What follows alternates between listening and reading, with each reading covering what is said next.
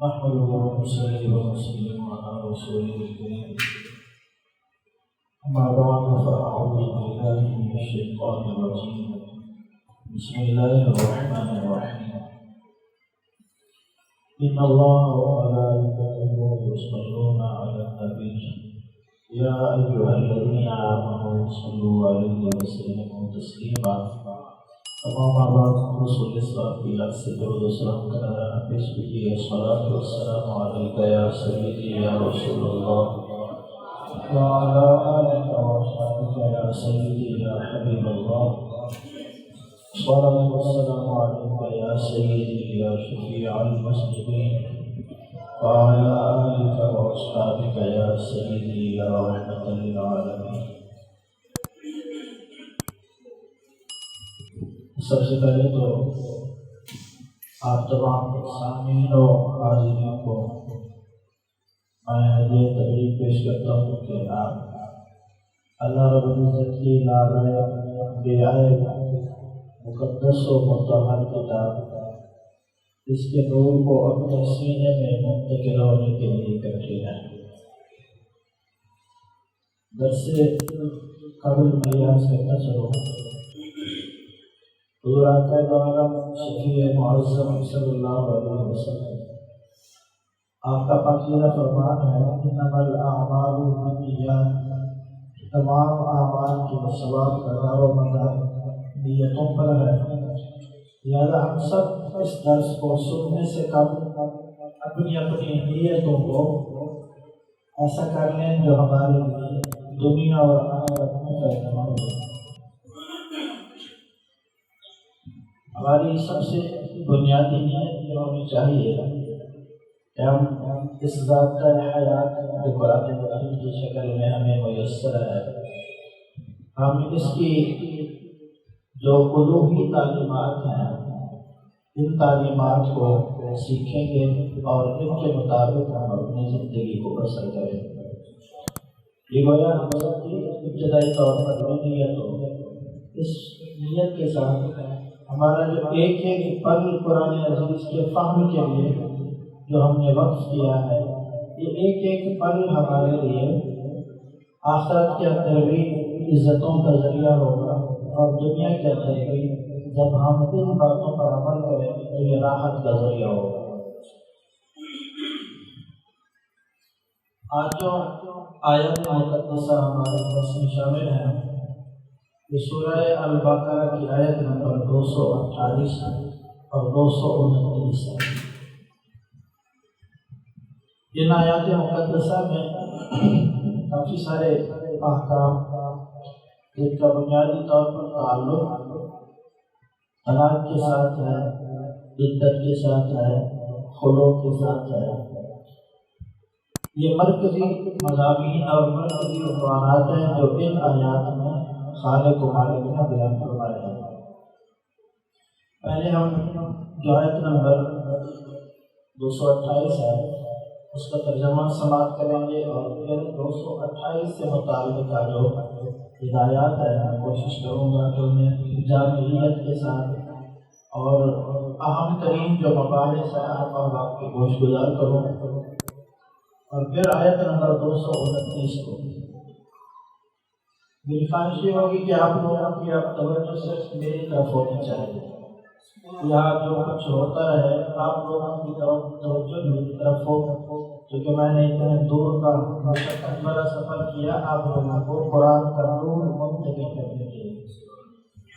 اگر آپ کی توجہ دائیں بائیں ہوگی تو میری بھی جو یوں سمجھ لیجیے ذہنی انتشار کا باعث ہوگی، تو تاکہ توجہ میں خلل نہ پڑے اس لیے آپ تمام بھائی بھرپور طریقے سے اپنی سماعتیں میری جانب رکھیے. اعوذ باللہ من الشیطان الرجیم بسم اللہ الرحمن الرحیم. والمطلقات یتربصن بانفسہن ثلاثۃ قروء. اللہ کریم نے فرمایا کہ اور طلاق یافتہ عورتیں وہ اپنے آپ کو 3 ماہوانیوں تک روک کے رکھیں. ولا يحل لهن أن يكتمن ما خلق الله في أرحامهن إن كن يؤمن بالله واليوم الآخر. اگر وہ اللہ پر اور قیامت کے دن پر ایمان رکھتی ہیں تو جو کچھ اللہ نے ان کے رحموں میں پیدا کیا ہے اس سے وہ نہ چھپائے، یعنی اللہ کریم نے اگر ان کے رحم میں اولاد کی شکل میں تخلیق فرمائی ہے تو اس سے وہ ہرگز نہ چھپائیں جن خواتین کو طلاق ہو چکی ہے۔ وَبُعُولَتُهُنَّ أَحَقُّ بِرَدِّهِنَّ فِي ذَلِكَ إِنْ أَرَادُوا إِصْلَاحًا، اور ان طلاق یافتہ خواتین کے شوہر انہیں اپنے نکاح میں واپس لوٹانے کے زیادہ حقدار ہیں اگر وہ ان کے ساتھ اچھے طریقے سے رہنا چاہیں، یعنی اگر ان کا ارادہ اصلاح کا ہو، مزید تنگ کرنا پریشان کرنا مقصود نہ ہو، تو ان کے شوہروں کا انہیں اپنے پاس واپس نکاح میں موڑ لینا یہ ان شوہروں کا زیادہ حق ہے۔ وَلَهُنَّ مِثْلُ الَّذِي عَلَيْهِنَّ بِالْمَعْرُوفِ، اور ان خواتین کے لیے انہیں کی مانند دستور کے مطابق حقوق ہیں جس طرح کے مردوں کو حقوق حاصل ہیں۔ وَلِلرِّجَالِ عَلَيْهِنَّ دَرَجَةٌ، اور مردوں کو عورتوں پر ایک درجہ فضیلت حاصل ہے۔ وَاللَّهُ عَزِيزٌ حَكِيمٌ، اللہ رب العزت غلبے والا حکمت والا ہے۔ یہ پہلی آیہ مقدسہ جو ہمارے آج کے درس میں شامل ہے اس کا مفہومی ترجمہ میں نے عرض کیا ہے۔ اس آیہ مقدسہ کے پہلے حصے کے اندر خواتین کی عدت کا تذکرہ ہے۔ خواتین کی عدت کی بہت ساری صورتیں ہوتی ہیں، عدت طلاق کی بھی ہوتی ہے، عدت وفات کی بھی ہوتی ہے۔ یہاں جو کہ تذکرہ ابھی طلاق کا ہو رہا ہے تو اس لیے میں سب سے پہلے طلاق کی عدت کے حوالے سے کچھ گزارش پیش کروں گا۔ یہاں طلاق کی عدت کی بھی ایک شکل کو بیان کیا گیا ہے اس آیہ مقدسہ میں۔ اس کے علاوہ قرآن عزیز کی دیگر آیات مقدسہ میں عدت کی اور بھی چند صورتیں اور جو شکلیں ہوتی ہیں انہیں بیان کیا گیا ہے۔ یہاں جس عدت کا تذکرہ ہے وہ یہ ہے کہ جس خاتون کو طلاق ہوئی، اگر وہ خاتون ایسی ہے جو اسے ماہانہ بنیادوں پہ جسے خون آتا ہے، جسے ماہواری کہتے ہیں، مینسس کہہ لیجیے، جن کو پیریڈ آتے ہیں، ان خواتین کے بارے میں کہا کہ اگر شوہر نے ایسی خواتین کو طلاق دے دی تو ان کی عدت کا دورانیہ 3 مینسس ہوگا، 3 ماہواریاں ان کی عدت ہوگی۔ طلاق دینے کے بعد ایک ماہواری گزر جائے، دوسری گزر جائے، تیسری گزر جائے، تو ان ماہواریوں کے گزرنے کے بعد اب یہ خاتون اگر کسی اور جگہ نکاح کرنا چاہتی ہے تو کر سکتی ہے۔ اس سے پہلے یعنی عدت گزرنے سے پہلے یہ خاتون کہیں پر نکاح نہیں کر سکتی۔ اگر خاتون ایسی ہے مثلا عمر رسیدہ ہے یا کم عمر ہے، جسے مینسز نہیں آتے، ماہواری نہیں آتی، اس کی عدت کو سورہ طلاق 28ویں پارے میں اللہ نے بیان کیا کہ ان کی عدت 3 مہینے ہوتی ہے۔ یہ 3 جو قبلی مہینے ہیں یہ گویا اس خاتون کی عدت ہوتی ہے جو عمر رسیدہ ہونے کی وجہ سے جو سن ایاس کو پہنچ گئی، جسے مینسز نہ آتے ہوں، یا کم عمری کی وجہ سے اسے اگر مینسز نہیں آتے تو یہ اس کی عدت ہے۔ اگر کسی خاتون کو حمل ہے، حالت حمل میں شوہر نے طلاق دے دی، عام طور پر لوگوں میں یہ غلط فہمی پائی جاتی ہے، وہ سمجھتے ہیں کہ حمل کی حالت میں طلاق نہیں ہوتی۔ یہ غلط فہمی ہے، اس کا شریعت کے ساتھ یا حقیقت کے ساتھ کوئی تعلق نہیں ہے۔ سورہ طلاق کے اندر ہی اللہ کریم نے حمل والی خواتین کی عدت کا تذکرہ کیا تو فرمایا وَأُولَاتُ الْأَحْمَالِ أَجَلُهُنَّ أَن يَضَعْنَ حَمْلَهُنَّ، یعنی وہ خواتین جو حمل والی ہیں ان کی عدت بچہ پیدا ہونے تک ہے، یعنی جب تک ڈلیوری نہ ہو جائے، بچہ پیدا نہ ہو جائے، تب تک وہ خاتون عدت میں ہوگی۔ اب طلاق کے بعد بچہ بھلے 2 دن بعد پیدا ہو جائے، 6 دن بعد پیدا ہو جائے، 6 ماہ بعد پیدا ہو جائے، بچے کے پیدا ہونے سے پہلے کا دورانیہ یہ عدت کا دورانیہ ہوگا۔ طلاق عمل کی حالت میں بھی ہو جاتی ہے۔ یہ تو طلاق کی عدت کے بارے میں عرض کیا کہ اگر ماہواری آتی ہو تو کتنی عدت ہے؟ 3 ماہواریاں، 3 ماہ نہیں کہنا، کیا کہنا ہے؟ یہ ہمارے ہاں یہ ملکی قانون میں بھی اس کو موجود ہے کہ عدت کے لیے 90 دن مقرر ہے، جبکہ شرعی لحاظ سے 90 دن عدت کی صرف ایک شکل ہے، اور یہ 90 دن صرف اس خاتون کی عدت ہے جسے ماہواری نہیں آتی، یعنی وہ عمر کے اس حصے کو پہنچ چکی ہے کہ منسوخ بند ہو گئے ہیں۔ اس خاتون کے لیے چونکہ ماہواری نہیں آ رہی تو شریعت نے 3 مہینوں کا ذکر کیا، جس کا تذکرہ سورہ طلاق 28ویں پارے میں ہے۔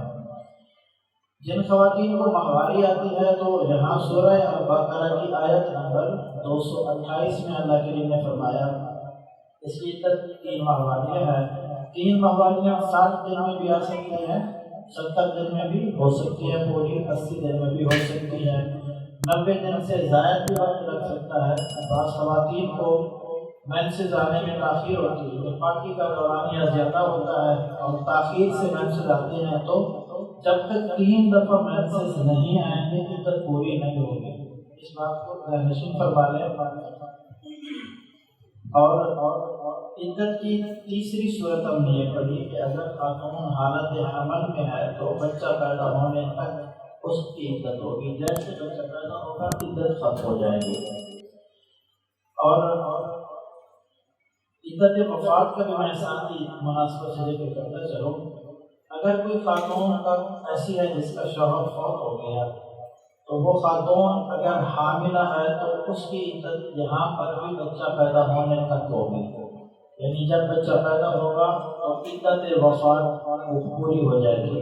بچہ وہ 2 ماہ بعد پیدا ہو جائے، 10 دن بعد پیدا ہو یا 8 ماہ بعد پیدا ہو، جب بھی پیدا ہو، اگر کسی خاتون کا شوہر فوت ہو گیا، وہ حاملہ تھی، تو بچہ جب پیدا ہوگا تو اس کی عدت مکمل ہو جائے گی۔ اس کا تذکرہ قرآن حدیث میں صراحت کے ساتھ ہے، اسی سورہ البقرہ میں آگے انشاءاللہ ہم سنیں گے۔ جس خاتون کا شوہر فوت ہو گیا وہ حالت حمل میں نہیں ہے، اسے ماہواری آتی ہے یا ماہواری نہیں آتی، اس کی عدت 4 مہینے اور 10 دن ہوتی ہے۔ اس عدت کا تذکرہ بھی اسی سورہ البقرہ میں دوسرے پارے میں آپ چند روز کے بعد سماعت کریں گے، وہاں پہنچ جائیں گے۔ مجموعی طور پر اب ہم نے عدت کی بنیادی طور پر 2 قسمیں، عدت وفات، عدت طلاق کے بارے میں سنا۔ عدت وفات اگر کسی خاتون کو ماہواری آتی ہے یا نہیں آتی لیکن وہ حاملہ نہیں ہے تو اس کی عدت وفات 4 مہینے 10 دن ہوگی۔ اگر حاملہ ہے تو اس کی عدت وفات بچہ پیدا ہونے تک ہوگی۔ عدت طلاق کی 3 صورتیں ہم نے سنی ہیں۔ اگر ماہواری آتی ہے تو 3 ماہواریاں طلاق کی عدت ہے، اگر ماہواری نہیں آتی تو اس صورت میں 3 مہینے یعنی 90 دن یہ اس کی عدت ہے، اور اگر حمل ہے تو بچہ پیدا ہونے تک کی عدت ہے۔ اتنی بات میرا خیال ہے آپ تمام احباب سمجھ چکے ہوں گے۔ عدت کی پھر حکمتیں، اس کی مصلحتیں، چونکہ اگر ہم کسی ایک آیت پہ اس میں جو معانی اور معارف کا جہان ہے اگر ہم اسی پہ لگ جائے تو شاید ہمارا جو درس لگتا ہے جو دورانی ہے اس سے ہم تجاوز کر دیں، اس لیے میں جو اہم باتیں ہیں وہ بیان کر رہا ہوں تاکہ احباب جن سے ان کے واسطہ پڑتا ہے وہ باتیں ذہن نشین کر لیں۔ اس سے اگلے حصے میں اللہ جل مجدہ الکریم نے یہ ارشاد فرمایا کہ جن خواتین کے رحموں میں اللہ نے تخلیق فرما دیا ہے کسی بچے کو، یعنی وہ حاملہ ہے، انہیں طلاق جب ہو جائے تو اب انہیں اپنے حمل کو چھپانا نہیں چاہیے۔ بعض اوقات یہ بھی ہوتا تھا کہ خاتون اپنے حمل کو اس لیے چھپا لیتی تھی تاکہ میری عدت کے بارے میں شوہر کو علم نہ ہو، اور وہ عدت میں رجوع کرنے کا چونکہ حق رکھتا ہے وہ رجوع نہ کر لے، تو بعض خواتین ایسا کرتی تھی۔ تو اللہ کریم نے فرمایا جو خواتین اللہ پر قیامت کے دن پر ایمان رکھتی ہیں تو وہ حقیقت کو بیان کر دے، اگر انہیں حمل ہے تو اس کا اظہار کر دے، حمل نہیں ہے تو اظہار کر دے۔ حمل اگر ہے تو آپ نے سنا اس کی عدت بچہ پیدا ہونے تک ہے، اور اگر خدا نخواستہ کسی شوہر نے اپنی بیوی کو حمل ٹھہرنے کے 1 مہینے بعد ہی طلاق دے دی تو اس کی عدت تو کم و بیش 8 مہینے ہو جائے. اب وہ خاتون اگر اس کو چھپا لیتی ہے اور اس کی خواہش ہے کہ میں اسقاط کروا لوں، ابارشن کروا لوں اور اس چیز کو میں ظاہر نہ کروں تاکہ لمبی عدت نہ گزارنی پڑے، شوہر کو جو نہ کر لے، تو ایسا کرنا خاتون کے لیے ناجائز قرار دیا گیا. اس کے بعد اگلا جو مزید حصہ وَوَعُولَتُهُنَّ أَحَقُّ بِرَدِّهِنَّ فِي ذَلِكَ إِنْ أَرَادُوا إِصْلَاحًا. اس میں اللہ رب العزت نے فرمایا کہ جن خواتین کو طلاق ہو چکی ہے ان خواتین کے شوہر اگر ان سے سلوک کرنا چاہتے ہیں، رجوع کرنا چاہتے ہیں، تو کہیں اور نکاح کرنے کی بجائے یہ شوہر ان سے سلوک کرنے کے زیادہ حقدار ہے. لیکن یہ سلوک تب ہوگی جب خاوند نے رجعی طلاق دی ہوگی. آیت نمبر 229 میں طلاق کی قسموں پہ بات وہاں ہوگی انشاءاللہ. طلاق کی قسموں میں سے ایک قسم طلاق رجعی ہوتی ہے. رجعی کا مطلب ہوتا ہے رجوع کرنا، لوٹا لینا، پھیر لینا. سادہ لفظ میں یوں سمجھ لیں شروع کرنا. اگر شوہر نے ایسی طلاق دی ہے جس طلاق کے بعد سلوک کی گنجائش باقی ہوتی ہے تو پھر اللہ کریم نے ہدایت یہ ہمیں ارشاد فرمائی کہ اگر شوہر اچھے طریقے سے بیوی کو اپنے پاس پھنسانا چاہتا ہے تو پھر وہ رجوع کرنے کا زیادہ حق رکھتا ہے. اس میں اس خاتون کو یا اس کے ورثاء کو کوئی رکاوٹ نہیں ڈالنی چاہیے. یہ شوہر دوران عدت اس بیوی کو اپنے نکاح میں پھیر لیتا ہے اور پھر ان میں مصالحت ہو جاتی ہے، تو یہ سب سے بہتر اور اچھی صورت ہے. اس کے بعد اللہ رب العزت نے خواتین کے جو حقوق ہیں اور مردوں کے جو حقوق خواتین کے ذمہ ہیں ان کا تذکرہ کیا. ایک جملے کے اندر ساری باتوں کو سمو کے رکھ دیا اور فرمایا وَلَهُنَّ مِثْلُ الَّذِي عَلَيْهِنَّ بِالْمَعْرُوفِ. خواتین کو بھی ویسے ہی حقوق حاصل ہیں جیسے مردوں کو حقوق حاصل ہیں. وَلِلرِّجَالِ عَلَيْهِنَّ دَرَجَةٌ. البتہ مردوں کو عورتوں پر ایک درجہ فضیلت حاصل ہے.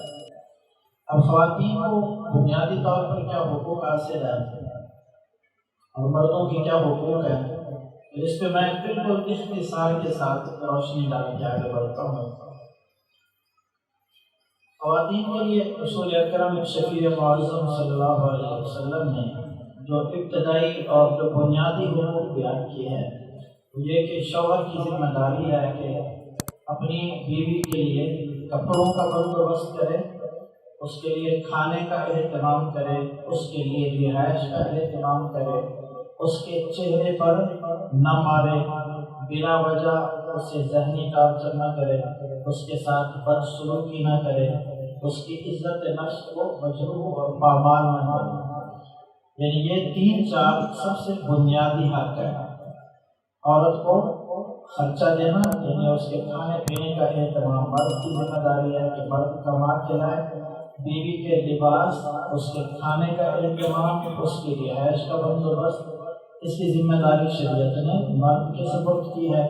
عورت کو حقوق دیے ہیں کہ یہ سہولتیں تمہارا شوہر فراہم کرے گا، اور ساتھ ساتھ شوہر کو یہ بھی پابند کیا گیا ہے کہ بیوی کو بلا وجہ شرعی مار پیٹ نہیں سکتا، اسے ذہنی ٹارچر نہیں کر سکتا، اس کو خامخواہ اذیت دینے کے لیے، پریشان کرنے کے لیے اپنے سے الگ نہیں کر سکتا، بلا وجہ اس کے ساتھ بد اخلاقی کا مظاہرہ نہیں کر سکتا.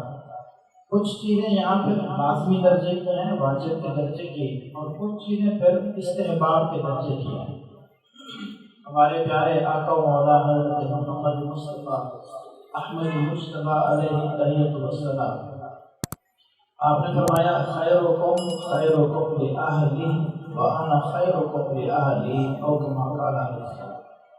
آپ کے اس فرمان کا معنی یہ ہے کہ تم میں سے سب سے بہترین شخص وہ ہے جو اپنی بیوی کے ساتھ اچھا سلوک کرتا ہے، اور فرمایا میں تم سب کے مقابلے میں اپنی بیوی سے اچھا سلوک کرتا ہوں.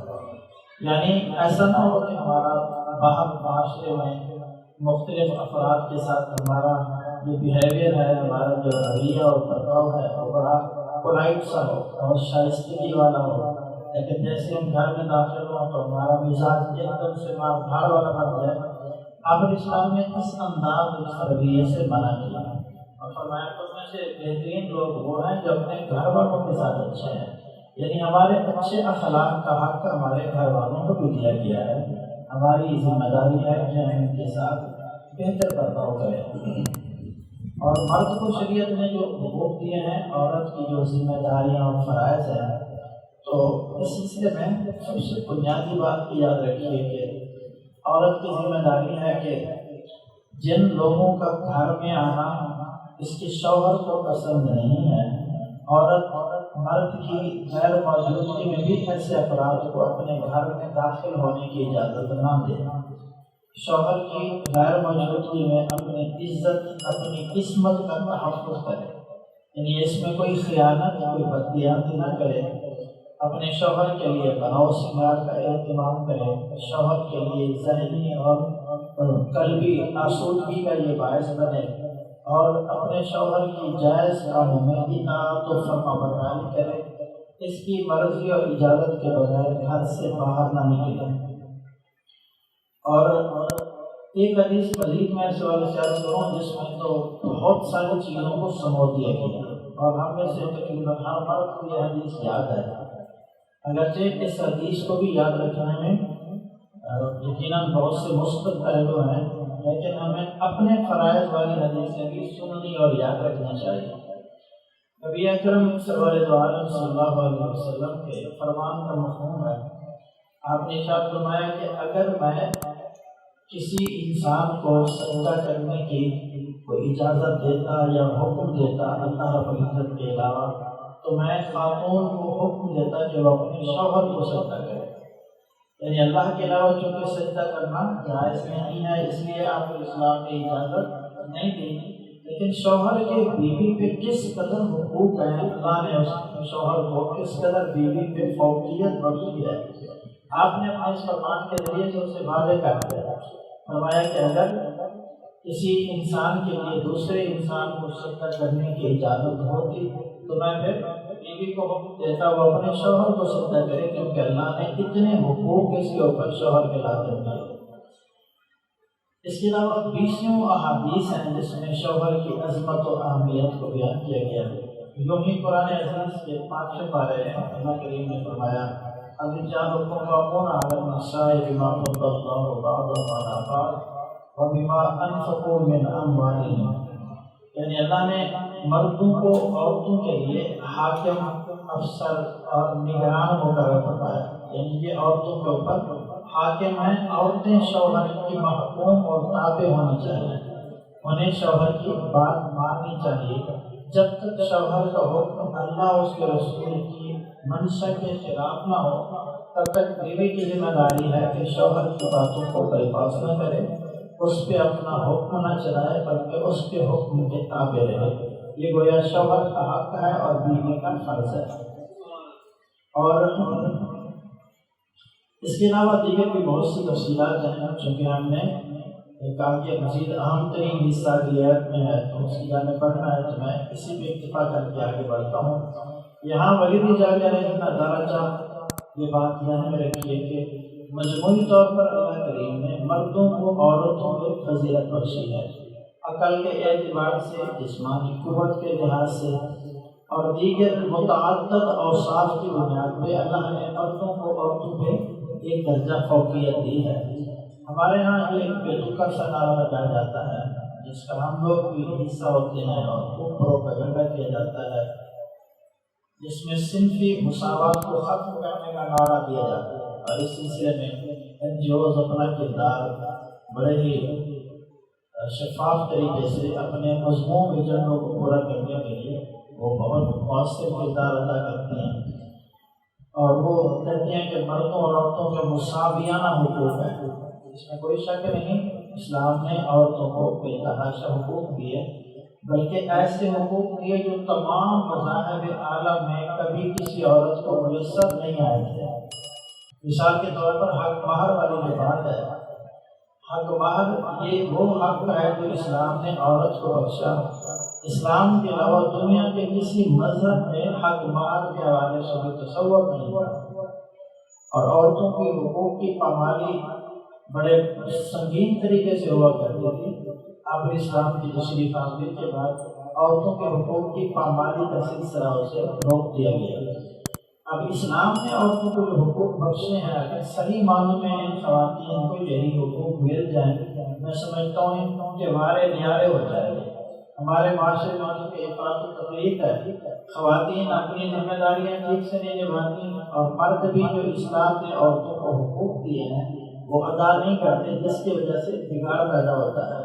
اب اس کے نتیجے میں آپ یہ کہنا شروع کر دیا جائے کہ مرد اور عورت یہ کندھے سے کندھا ملا کے چلیں، اور مرد عورتوں کی براتیں ریس لگی ہوئی ہو، اور یہ مادر بدر آزادی کے حامل ٹھہرے۔ یہ اسلامی تعلیمات نہیں ہیں۔ نہ اسلام اس طرح کے حقوق عورتوں کو دیتا ہے، نہ عورتوں کو یہ زیب دیتے ہیں۔ اس سے اگلی آیت مقدسہ جو آیت نمبر 229 ہے سورہ بقرہ کی، اس میں اللہ رب العزت نے فرمایا الطلاق مرتان فإمساک بمعروف أو تسریح بإحسان۔ یہ رجعی طلاق 2 دفعہ تک ہے، پھر اچھے طریقے سے روک لینا ہے یا پھر احسان کرتے ہوئے بیوی کو چھوڑ دینا ہے۔ پہلے مفہومی ترجمہ کر کے پھر میں اس کی تھوڑی سی وضاحت پیش کرتا ہوں۔ وَلَا يَحِلُّ لَكُمْ أَن تَأْخُذُوا مِمَّا آتَيْتُمُوهُنَّ شَيْئًا إِلَّا أَن يَخَافَا أَلَّا يُقِيمَا حُدُودَ اللَّهِ۔ اور تمہارے لیے یعنی شوہروں کے لیے حلال نہیں ہے کہ تم اس میں سے کوئی چیز لو جو تم اپنی بیویوں کو دے چکے ہو، یعنی حق مال کی شکل میں یا تحائف کی شکل میں جو شوہروں نے اپنی بیوی کو دے دیا ہے مال، اب اگر طلاق دے دیتا ہے شوہر تو اس مال میں سے کچھ بھی واپس لینا اس کے لیے حلال نہیں ہے، یہ حرام ہے۔ آگے فرمایا کہ فَإِنْ خِفْتُمْ أَلَّا يُقِيمَا حُدُودَ اللَّهِ، اگر تمہیں ڈر ہو کہ یہ میاں بیوی اللہ کی حدود کو قائم نہیں رکھ سکیں گے، فَلَا جُنَاحَ عَلَيْهِمَا فِيمَا افْتَدَتْ بِهِ، پھر خاتون نے جو خلو کی شکل میں مرد کو مال پیش کیا ہے تو اس پر ان دونوں پہ کوئی گناہ نہیں ہے۔ تلک حدود اللہ فلا تعتدوها، یہ اللہ کی حدیں ہیں، تم اللہ کی حدوں سے تجاوز نہ کرو۔ ومن يتعد حدود اللہ فاولئک هم الظالمون، جو شخص اللہ کی حدود سے تجاوز کرتا ہے تو یہی وہ لوگ ہیں جو ظلم کرنے والے ہیں۔ یہ آیت نمبر 229 کا مفہومی ترجمہ تھا۔ اس آیت میں اللہ کریم نے فرمایا کہ جو رجعی طلاقیں ہیں وہ 2 دفعہ تک ہے، اور ان رجعی طلاقوں کے بعد فرمایا کہ اگر شوہر چاہتا ہے بیوی کو اپنے پاس روک کے رکھے تو عدت کے دوران اپنی بیوی کو اپنے پاس روک سکتا ہے، اور ساتھ ہی فرمایا کہ اگر بیوی اپنے شوہر کو یہ آفر کرتی ہے کہ میں تم سے خلو کا معاہدہ کرنا چاہتی ہوں تو مجھ سے کچھ مال لے لو، بدلے میں طلاق دے دو، تو ایسا کرنے میں بھی بیوی پر گناہ نہیں ہے۔ اور ساتھ یہ فرمایا کہ اللہ کی حدود سے تجاوز کرنے والے ظالم لوگ ہیں، اپنی جانوں پہ وہ ظلم کرنے والے ہیں۔ یہاں میں طلاق کی کچھ اقسام آپ احباب کے سامنے پیش کر دیتا ہوں۔ طلاق کی ابتدائی طور پر 3 قسمیں ہوتی ہیں۔ اچھا، یہ قسموں سے پہلے میں آپ کو بتاتا چلوں، طلاق کا جو چیپٹر ہے یہ بہت وسیع چیپٹر ہے۔ یوں سمجھ لیجیے کئی 100 صفحات کتب فقہ کے اندر ہم لوگ پڑھتے پڑھاتے ہیں، جس میں سینکڑوں طلاق کے مسائل اور سینکڑوں جزئیات ہیں۔ صاحب ذرا کہ انہیں آدھے گھنٹے پون گھنٹے کے اندر ساری باتوں کو بیان کرنا تو ممکن بھی نہیں ہے، آپ کے لیے یاد رکھنا بھی ممکن نہیں ہوگا۔ اس لیے میں ان کا جو لب لباب ہے جن سے عموماً لوگوں کو واسطہ پڑ سکتا ہے، میں وہ باتیں آپ کے سامنے عرض کر رہا ہوں۔ طلاق کی ابتدائی طور پر 3 قسمیں ہوتی ہیں: طلاق احسن، طلاق حسن اور طلاق بدعی یا طلاق بدعہ۔ طلاق احسن کا مطلب یہ ہوتا ہے کہ کوئی شخص اپنی بیوی سے اس پاکی کے عرصے میں جس میں بیوی سے اس نے صحبت نہ کی ہو ایک طلاق دے دے اور پھر بیوی کو اس کی حالت میں چھوڑ کے رکھے، بیوی کی عدت پوری ہو جائے، عدت پوری ہونے پر نکاح ختم ہو جاتا ہے۔ اب اگر صرف ایک طلاق دی، وہ بھی پاکی کے دنوں میں، اور پھر بیوی کو چھوڑ کے رکھا یہاں تک کہ اس کی عدت اس ڈیٹیل کے ساتھ جو پچھلی آیت میں ہم سن چکے ہیں کہ ماہواریاں آتی تھیں بیوی کو تو 3 ماہواریاں، اگر ماہواریاں نہیں آتی تھیں اور اس کی ماہواری رک چکی تو پھر 3 مہینے، لیکن جو بھی خاتون کی عدت ہے تو اس عدت کی تکمیل تک شوہر پھر مزید کوئی طلاق نہ دے، اس طلاق کو طلاق احسن کہا جاتا ہے۔ دوسری طلاق کی صورت ہوتی ہے طلاق حسن، جس کا مطلب یہ ہوتا ہے کہ پاکی کے دنوں میں شوہر ایک طلاق دے دے، پھر یہ پاکی کے دن ختم ہو کے عورت کو ماہواری ہے، جب ماہواری سے عورت پاک ہو تو دوسری پاکی کے دنوں میں شوہر دوسری طلاق دے، پھر ماہواری گزر جائے، پھر اس ماہواری کے گزرنے کے بعد جو تیسری پاکی کا وقت ہے تو شوہر اس پاکی میں تیسری طلاق دے رہے۔ یوں سمجھ لیں ایک مہینے کے وقت کے ساتھ لفظوں میں ہر مہینے شوہر پاکی کے ایام میں ایک طلاق اگر دیتا چلا جائے، اس کو طلاق حسن بھی کہا جاتا ہے، اسے طلاق سنت بھی کہتے ہیں۔ اور طلاق کی تیسری صورت اسے طلاق بدعت کہتے ہیں، اس کی بھی کئی آگے پھر ذیلی شکلیں ہیں۔ طلاق بدعت یہ ہے کہ شوہر ماہواری کے ایام میں بیوی کو طلاق دے دے، اس کو طلاق بدعت کہا جاتا ہے۔ طلاق بدعت دینے والا شخص اس کی طلاق بھی ہو جاتی ہے، اسے گناہ بھی ہوتا ہے۔ یہ فرق ہوتا ہے احسن، حسن اور بدعت میں۔ یہ طلاق بدعت میں گناہ بھی ہوتا ہے اور طلاق بھی واقع ہو جاتی ہے۔ اگر ماہواری میں شوہر نے طلاق دی یہ بھی طلاق بدعت، اگر ایسے وقت میں بیوی کو طلاق دی جس عرصے میں شوہر نے بیوی سے ہم بستری کر لی تھی، باقی کے دنوں میں بیوی سے ہم بستری کر رکھی تھی اور اسی عرصے میں پھر طلاق دے دی، اس کو بھی طلاق بدعت کہا جائے گا۔ اور اس کے علاوہ مزید بھی کچھ شکلیں ہیں۔ تو طلاق بدعت یہ ان طلاق کی اقسام میں سے وہ قسم ہے جس میں گناہ بھی ہوتا ہے۔ اس کے علاوہ طلاق کے بارے میں نبی اکرم صلی اللہ علیہ وسلم نے ارشاد فرمایا کہ ابغض الحلال الی اللہ الطلاق و کما قال علیہ السلام، یعنی حلال چیزوں میں اللہ رب العزت کو جو سب سے ناپسندیدہ چیز ہے وہ طلاق ہے۔ یہ جہاں تک ممکن ہو طلاق سے بچنا چاہیے، اجتناب کرنا چاہیے، نبھا کی کوشش کرنی چاہیے۔ بالکل یہ آخری درجہ ہے طلاق والا۔ اس سے پہلے اگر میاں بیوی میں ناچاکی ہو جائے تو قرآن عزیز نے اس کے لیے بھی مختلف درجات بیان کیے۔ 5ویں پارے کی جو آیا مقدسہ میں نے کچھ دیر پہلے پڑھی ہے، الرجال قوامون علی النساء، یہی تھوڑا آگے جا کے اللہ رب العزت نے فرمایا کہ اگر میاں بیوی میں ذہنی ہم آہنگی نہ رہے، ناچاکی ہو جائے، فرمایا فَعِظُوهُنَّ وَاهْجُرُوهُنَّ فِي الْمَضَاجِعِ وَاضْرِبُوهُنَّ، یعنی تم اپنی بیویوں کو پہلے مرحلے پہ فہمائش کرو، انہیں نصیحت کرو، انہیں سمجھاؤ تاکہ جو ذہنی ناچاکی ہے وہ ختم ہو، ہم آہنگی پیدا ہو۔ پھر دوسرا مرحلہ یہ بیان کیا کہ تم ان کے بستر الگ کر دو۔ سمجھدار خواتین کے لیے تنبیہ کا یہ بھی مؤثر انداز ہوتا ہے، وہ سمجھ جاتی ہے اور وہ اپنی ہٹ دھرمی یا کوئی نالائکی ہو تو اس کی اصلاح کر دیتی ہے۔ اگر اس سے بھی عورت نہیں سمجھتی تو پھر فرمایا وَاضْرِبُوهُنَّ، پھر انہیں تم ہلکی پھلکی ضرب لگا سکتے ہو، یعنی تم شوہر بیوی کو مار سکتے ہیں، لیکن یہ نہیں جس طرح جانوروں کو لوگ جاہلوں کی طرح پیٹ رہے ہوتے ہیں، اس کی اجازت تو اسلام میں نہیں دی۔ ہلکی پھلکی شوہر بیوی کو ضرب لگا سکتا ہے، لیکن چہرے پہ مارنا منع ہے، کچھ دیر پہلے آپ نے سنا ہے۔ اور ایسی ضرب ہو جس سے جسم پہ نیل نہ پڑے، زخم نہ پیدا ہو جائے، یہ تیسرا درجہ ہے۔ ہمارے یہاں بعض اوقات پہلا درجہ یہیں سے شروع ہو جاتا ہے، تو اس کی اسلام کوئی حوصلہ افزائی نہیں کرتا۔ پہلے سمجھانے کی بات ہے، پھر بستر الگ کرنے کی بات ہے، پھر ضرب کی بات ہے، اور یہ بھی کوئی فرض واجب نہیں کہ ہمارے پیٹے کا خدا نہ خواستہ ذہنی آمدنی کا کوئی چانس نہیں محسوس ہو رہا تو پھر راستے الگ کرنے کے لیے اسلام نے طلاق کی شکل میں ایک آپشن رکھا ہے۔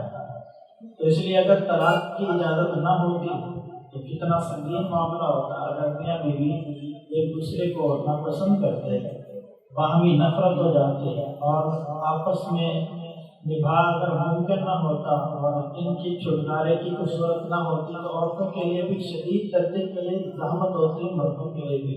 اسلام نے طلاق کی شکل میں ایک راستہ رکھا ہے, لیکن کہا یہ ہے کہ یہ سب سے اخیر میں آپ نے یہ آپشن یہ استعمال کرنا ہے. تو طلاق کی 3 آپ نے موٹی موٹی قسمیں سنی. اس کے بعد طلاق کی پھر مزید ایک تقسیم ہوتی ہے, اسے طلاق رجعی, طلاق بائنہ اور طلاق مغلظہ کی شکل میں بیان کیا جاتا ہے. طلاق رجعی کا مطلب یہ ہوتا ہے جس طلاق کے بعد شروع کی گنجائش ہو, پچھلی آیت کی ضمن میں بتا چکا ہوں. اور طلاق بائنہ کا لفظی مطلب ہوتا ہے ایسی طلاق جس سے فوراً نکاح ختم ہو جائے. اور طلاق مغلظہ کا مطلب ہوتا ہے پکی طلاق, یعنی 3 طلاقیں جس کے بعد پھر واپسی کی کوئی گنجائش باقی نہیں رہتی. اب رجعی طلاق کیا ہوتی ہے, تھوڑا سا میں اس کی ڈیٹیل بیان کر دوں. قرآن عزیز کی آیت شروع ہو رہی ہے 229 کہ الطلاق مرتان, یعنی ایسی طلاقیں جن کے بعد صلح کی گنجائش ہوتی ہے, یہ 2 طلاقیں ہوتی ہیں. مثلا شوہر نے اپنی بیوی سے کہا میری طرف سے تمہیں طلاق ہے, تو یہ 1 طلاق ہو گئی. اب اگر اس 1 طلاق کے بعد عدت کے دوران, جو آپ نے عدت کے بارے میں نے بار بار چیزیں آپ کی خدمت میں پیش کی, اگر شوہر نے بیوی کو 1 طلاق دی, 1 طلاق اس نے لکھ کر دی ہے, زبانی دی ہے, اسے ٹیلی فون کر کے دی ہے, میسج کر کے دی ہے, جس انداز میں اس نے 1 طلاق دی ہے, خواہ وہ غصے میں طلاق دی ہے, حتیٰ کہ مذاق میں بھی طلاق دی ہے, شرعی طور پر طلاق کا معاملہ بڑا حساس ہوتا ہے, طلاق ہو جاتی ہے. نبی پاک صلی اللہ علیہ وسلم کا فرمان ہے ثلاث جدہن جد وہزلہن جد, یہ 3 چیزیں ایسی ہیں سنجیدگی میں بھی اگر کریں تو ہو جاتی ہیں اور اگر مذاق میں بھی کریں تو ہو جاتی ہیں. اور پھر فرمایا الطلاق والنکاح والعتاق, ان 3 چیزوں میں سے 1 طلاق بھی ہے. لہذا طلاق کو مذاق نہیں بنا لینا چاہیے. بعض لوگ حماقت کرتے ہیں. کچھ عرصہ پہلے ایک فتویٰ پوچھنے کے لیے لوگوں نے رجوع کیا اور اس میں یہی چیز تھی کہ شوہر نے مذاق میں بیوی کو طلاقیں دے دی. باہر تھا, واپس پلٹ آیا بیوی سے ہنسی مذاق کرتے ہوئے, حالانکہ ان میں بڑی ذہنیاں مہنگی تھی, اور اسے کہنے لگا کہ مجھے بہت پیاری لگتی ہے, میں تمہیں طلاق دیتا ہوں طلاق دیتا ہوں. کیا کر رہا تھا, مذاق کر رہا تھا. لیکن شرعی کے اعتبار سے یہ حساس معاملہ ہے طلاق کا. یہ مذاق میں بھی بیوی کو لفظ بولیں گے تو اس سے نکاح ختم ہو جائے گا. لہٰذا اس سلسلے میں بہت احتیاط کی ضرورت ہوتی ہے. تو میں عرض یہ کر رہا تھا طلاق کسی بھی شکل میں دی جائے, لکھ کے دیں, زبانی دیں, غصے میں دیں, مذاق میں دیں, کسی بھی انداز میں طلاق دیں. آپ ماہواری کے ایام میں دیں, حمل کی حالت میں دیں, طلاق جب بھی دیں گے ہو جائے گی. صرف 3 افراد ہیں جن کی طلاق واقع نہیں ہوتی, اس کے علاوہ ہر شوہر کی دی ہوئی طلاق ہو جاتی ہے. نبی پاک صلی اللہ علیہ وسلم کا فرمان ہے طلاق کل زوج واقع, کہ ہر شوہر کی طلاق واقع ہو جاتی ہے. اور پھر آپ نے 3 افراد کا استثناء کیا, فرمایا کہ سوائے نابالغ بچے کے, پاگل شخص کے اور سونے والے شخص کے.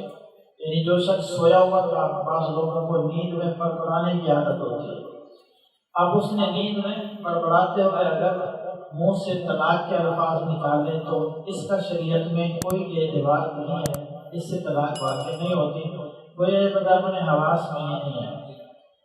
اسی طرح جو چھوٹا بچہ ہے, اگر کسی بچے کی نابالغی کی عمر میں شادی کر دی گئی, نکاح کر دیا گیا, اور جب تک یہ بالغ نہیں ہوتا یہ بچہ اگر طلاق دیتا ہے تو اس کی طلاق بھی مؤثر نہیں ہوگی, کیونکہ بچے کو اپنے نفع نقصانوں کا صحیح طرح اندازہ نہیں ہوتا.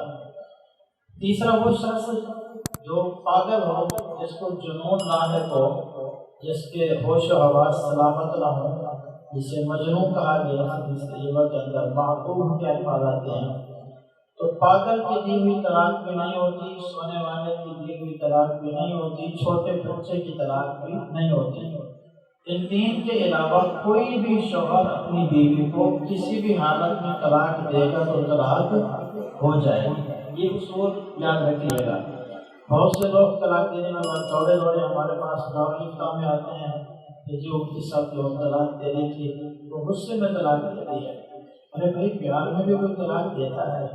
بیوی سے کہے تو مجھے تو بہت پیاری لگتی ہے اس لیے تمہیں طلاق ہے، تو ہمیشہ طلاق اس کا سبب غصہ بنتا ہے۔ غصے میں بھی بندہ اس طرح کا اقدام کرتا ہے، زیادہ غصے میں طلاق دیں تو بھی ہو جاتی ہے۔ باقی اگر کوئی ایسی حماقت کرتا ہے جیسے میں نے پہلے تذکرہ کیا، مذاق میں طلاق دے دیتا ہے، تو شرعاً کی صورت میں بھی طلاق ہو جاتی ہے۔ ان باتوں کو ذہن میں رکھیے اور پھر ہم آتے ہیں طلاق رجعی، بائنہ اور مغلظہ کی طرف۔ طلاق رجعی کا مطلب یہ ہے کہ جس کے بعد رجوع ممکن ہو، صلح کرنا ممکن ہو۔ اگر ایک طلاق دی ہو شوہر نے تو عدت کے دوران صلح کر سکتا ہے، دو طلاقیں دی ہیں تو بھی عدت کے دوران صلح کر سکتا ہے۔ اگر ایک طلاق دی، صلح شوہر نے نہیں کی، عدت گزر گئی تو نکاح ٹوٹ جائے گا۔ آپ لوگ میرے ساتھ پھر یہ دوہرا لیں مسئلہ۔ اگر کسی شخص نے اپنی بیوی کو ایک طلاق دی، صلح نہیں کی اور عدت گزر گئی تو نکاح ٹوٹ جائے گا۔ اچھا، عدت کے اندر اگر یہ صلح کرنا چاہے تو نکاح باقی رہے گا۔ ایک طلاق دی ہے اور دوران عدت شوہر یکطرفہ طور پر صلح کر سکتا ہے، یعنی صلح میں بیوی کی رضامندی ضروری نہیں ہوتی۔ طلاق کا حق شریعت نے شوہر کو دیا اور مصالحت کا حق بھی شریعت نے شوہر کو دیا۔ لہٰذا عدت گزرنے سے پہلے وہ بیوی سے صلح زبانی طور پر بھی کر سکتا ہے، مثلا کہہ دے کہ میں تمہیں اپنے نکاح میں واپس پھیرتا ہوں، اس سے بوسو کنار کر کے صلح کر سکتا ہے۔ میاں بیوی کا تعلق قائم کرنے تو بھی رجوع ہوتا ہے۔ یہ مختلف رجوع کی صورتیں ہوتی ہیں۔ اگر ایک طلاق شوہر نے دی، عدت کے دوران صلح کر لی تو نکاح پھر جڑ گیا، باقی ہو گیا۔ البتہ شوہر کو جو تین طلاقوں کا حق ہے ان میں سے ایک کا حق کیا ہو جائے گا؟ یہ ختم ہو جائے گا۔ اب خدا نخواستہ پھر کبھی میاں بیوی میں ناچاکی ہو گئی، شوہر نے دوسری دفعہ پھر طلاق دے دی اور مثلا کہا کہ میں نے تمہیں طلاق دی، اب یہ دوسری طلاق بھی ہو گئی۔ اب پھر شوہر کو عدت کے دوران صلح کرنے کا شریعت نے پھر حق دیا کہ اگر یہ چاہے تو دوران عدت بیوی سے پھر صلح کر سکتا ہے۔ صلح کر لے تو نکاح بچ جائے گا، اگر صلح نہیں کرتا تو عدت جیسے ہی گزرے گی نکاح کیا ہو جائے گا؟ نکاح ختم ہو جائے گا، ٹوٹ جائے گا۔ اب یہ پہلی صورت میں بھی، ایک طلاق میں بھی صلح کے لیے شریعت نے راستہ باقی چھوڑا، دوسری طلاق کی صورت میں بھی شریعت نے صلح کا راستہ باقی چھوڑا۔ اب اگر کوئی نادان شریعت کی دی ہوئی سہولت کو استعمال نہ کرے، جیسے کہ آج کل ہمارے یہاں اکثر لوگ حماقت کرتے ہیں، ایک دم سے پھٹ پڑیں گے اور تین طلاقیں دے دیں گے، یا ظاہر اسلام فروشوں کے پاس چلے جائیں گے، وسیقہ نویسوں کے پاس، وہ تین طلاقیں لکھ دیں گے اور یہ ان پر رضامندی سے سائن کر دے گا۔ طلاق خود لکھ کے دیں یا لکھی ہوئی کو سن سمجھ کے جب پتا ہو کہ اس میں یہ اتنی طلاقیں ہیں اس پہ دستخط کر دینا ایسے ہی ہوتا ہے جیسے اس بندے نے خود لکھی ہے طلاق۔ تین طلاقیں یہ ہے بالکل آخری حد۔ اگر تین طلاقیں کوئی شخص دے دیتا ہے تو یہ طلاقیں مغلظہ کہلاتی ہیں، پکی طلاق ہوتی ہے، اس کے بعد پھر واپسی کی گنجائش نہیں ہوتی، میاں بیوی ایک دوسرے کے لیے حرام ہو جاتے ہیں۔ ایک طلاق کے بعد عدت کے دوران صلح کی گنجائش، دو طلاق کے بعد عدت کے دوران صلح کی گنجائش۔ اگر عدت گزر جائے تو پھر بھی شریعت نے آپشن رکھا ہے کہ اگر یہ دونوں آپس میں پھر سے نکاح کر کے اکٹھے رہنا چاہتے ہیں تو عدت کے بعد یہ شخص اپنی بیوی سے دوبارہ نکاح کر سکتا ہے، دونوں کی رضامندی سے، یعنی بیوی بھی راضی ہے، شوہر بھی راضی ہے، طلاق ہو گئی تھی، عدت گزر گئی، نکاح ختم ہو گیا تو بغیر حلالہ شرعی کے آپس میں دوبارہ نکاح کر سکتے ہیں۔ لیکن تین طلاقیں چونکہ یہ آخری حد ہے، اگر کوئی بندہ 3 طلاقیں دے دیتا ہے اپنی بیوی کو، خواہ وہ ایک وقت میں دیتا ہے یا الگ الگ اوقات میں دیتا ہے، 3 طلاقوں کے بعد بیوی اس کے لیے حلال نہیں ہوتی۔ آیت نمبر 230 کا آغاز ہی اس سے ہو رہا ہے، کیونکہ آج ہمارا درس 2 آیات پر مشتمل ہے، اس لیے میں زیادہ تو نہیں اس آیت کے بارے میں کچھ کہوں گا۔ اس آیت کے ابتدائی حصے کی صرف میں تلاوت کر دیتا ہوں۔ 230 کا پہلا حصہ یہ ہے، فَإِن طَلَّقَهَا فَلَا تَحِلُّ لَهُ مِن بَعْدُ حَتَّىٰ تَنكِحَ زَوْجًا غَيْرَهُ، یعنی اگر شوہر نے 2 رجعی طلاقوں کے بعد تیسری طلاق بھی دے دی تو بیوی اس کے لیے حلال نہیں ہوگی جب تک کہ کسی اور شخص سے نکاح نہ کر لے۔ یعنی صلح کب تک ہو سکتی ہے، وہ 229 میں بتا دیا کہ ایک طلاق کے بعد بھی صلح ہو سکتی ہے، 2 کے بعد بھی ہو سکتی ہے، لیکن 3 دے دی تو پھر 230 میں بتا دیا کہ اب صلح کی گنجائش نہیں ہے۔ اب شوہر لاکھ چاہے کہ صلح کر لو، بیوی لاکھ چاہے کہ صلح کر لیں، لیکن اب شریعت اجازت نہیں ہوتی۔ شریعت نے ہمارے لیے طریقہ متعین کر دیا، پہلے تو سمجھایا طلاق تمہیں دینی نہیں چاہیے، اگر آخری درجے میں جا کے طلاق دینی ہے تو بس ایک طلاق دے دیں، ایک طلاق سے تو نکاح ختم ہو جاتا ہے۔ ہمارے ہاں لوگ سمجھتے ہیں کہ شاید جب تک 3 طلاقیں نہیں دیں گے تو نکاح ہی نہیں ٹوٹے گا، تو میں نے عرض کیا ایک طلاق دے دیں، صلح نہ کریں، عدت گزر جائے تو پھر بھی کیا ہوتا ہے، نکاح ٹوٹ جاتا ہے، ختم ہو جاتا ہے۔ اس لیے اگر کوئی بندہ اپنی کم علمی کی وجہ سے ایک دم سے 3 طلاق دے گا تو یہ طلاق مغلظہ ہے، طلاق بدعت ہے، اس سے اسے گناہ بھی ہوگا اور بیوی بھی اس کے لیے ہمیشہ کے لیے حرام ہو جائے گی۔ اب اگر بغیر حلال شرعی کے یہ آپس میں واپس لوٹتے ہیں تو ان کا اکٹھے رہنا حرام ہوگا، جو اولاد پیدا ہوگی وہ حرام کے زمرے میں آئے گی، اور ان کے لیے بغیر حلال شرعی کے واپسی کا کوئی راستہ نہیں ہوگا۔ حلال شرعی کے حوالے سے میں کنسپٹ تھوڑا سا کلیئر کر دوں۔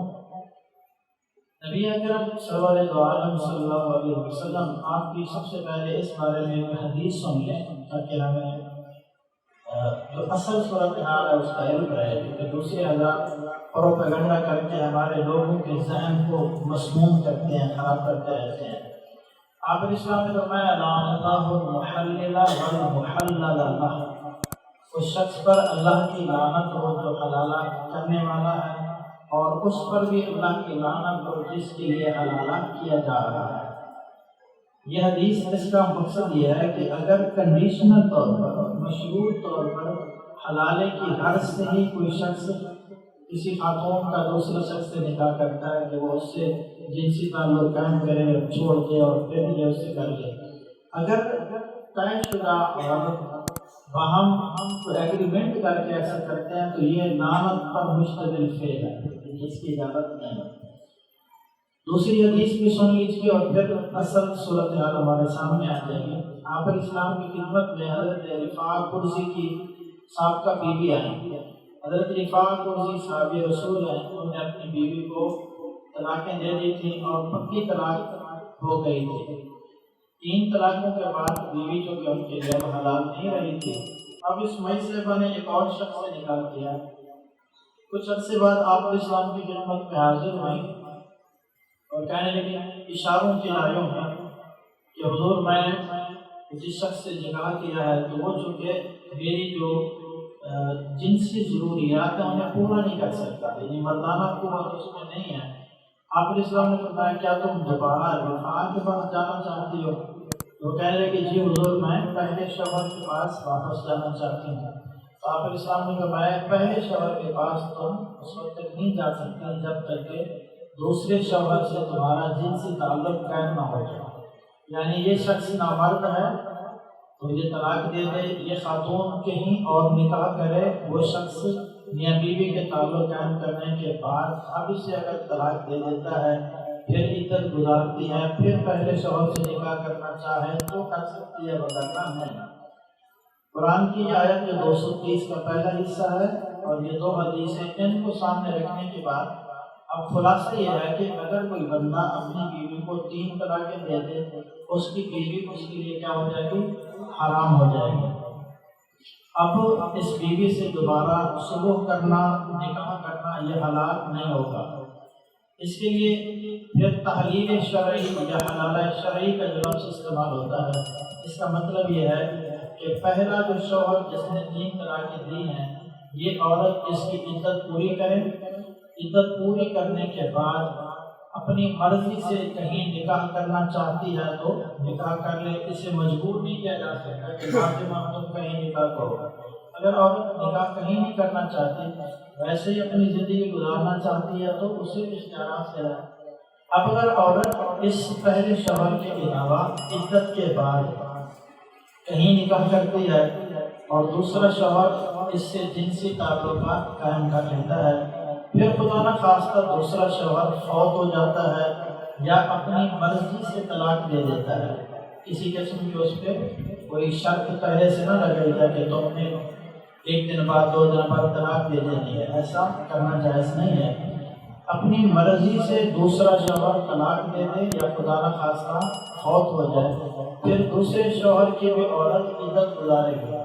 اب اس عدت گزارنے کے بعد اب اگر پہلا شوہر اس سے نکاح کرنے کے لیے راضی ہے، یہ خاتون بھی راضی ہے، اب یہ نکاح کرنا چاہیں تو شرعاً نکاح کرنے کی اجازت ہے۔ درمیان میں یہ جو پروسیس گزرا ہے اس کو حلالہ شرعی کہا جاتا ہے۔ یہ ہے اصل میں حلالے کا صحیح کنسپٹ اور صحیح تصور۔ میں نے پہلے عرض کیا بندے کو ایسی حماقت نہیں کرنی چاہیے کہ بعد میں وہ مجبور ہو جائے، کبھی بچوں کی پریشانی، کبھی خاندان کا دباؤ اور کبھی دیگر مسائل آڑے ہوتے ہیں، اور پھر یہ حلالے جیسے جو ایک ناگوار صورتحال ہے، لوگ اس کے کرنے پہ بھی آمادہ ہو جاتے ہیں۔ بہتر نہیں کہ بندہ پہلے ہی ہوش میں نہ کھو لے، اور طلاق دینے کے بعد تو لوگ مسئلہ پوچھنے آتے ہیں۔ ہمارے لوگوں کو یہ شعور نہیں ہے کہ طلاق دینے سے پہلے ہی رہنمائی لے لیں کہ بھائی کیا طریقہ اختیار کریں کہ واپسی اگر کرنی پڑے تو ہمارے لیے راستہ باقی بچا ہو۔ لوگ ایسا نہیں کہتے، یہ نادانی ہے۔ اس لیے ہمیں اپنے بچوں کی جب شادی کرنے لگیں، خصوصاً بیٹوں کی، ان کی کم از کم تھوڑی سی تربیت اس حوالے سے بھی کروا دینی چاہیے، کسی عالم دین سے انہیں رہنمائی لے لینی چاہیے کہ اب میں شادی کر رہا ہوں تو میری ذمہ داریاں کیا ہوں گی، میرے حقوق کیا ہوں گے، فرائض کیا ہوں گے، کس طریقے سے ہمارے نکاح کے اوپر منفی اثر پڑے گا، کس طرح ہمارا نکاح باقی رہے گا۔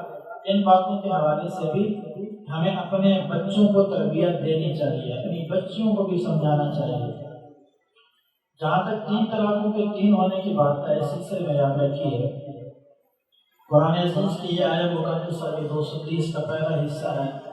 اس آیہ مقدسہ اور 20 احادیث و آثار، ان کی روشنی میں اگر کوئی شخص 3 طلاقیں اپنی بیوی کو دیتا ہے، ایک وقت میں دیتا ہے یا الگ الگ اوقات میں، وہ شرعاً 3 ہی ہوتی ہیں اور بیوی شوہر کے لیے حرام ہوتی ہے۔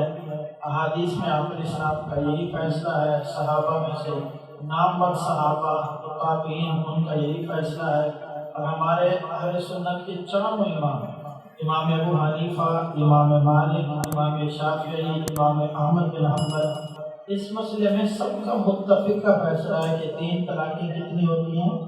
3 ہی ہوتی ہیں، 1 نہیں ہوتی۔ اس پہ 20 کتابیں لکھی ہوئی موجود ہیں جن پہ سارے دلائل کو اکٹھا کر دیا گیا، کیونکہ وقت کافی زیادہ ہو چکا ہے۔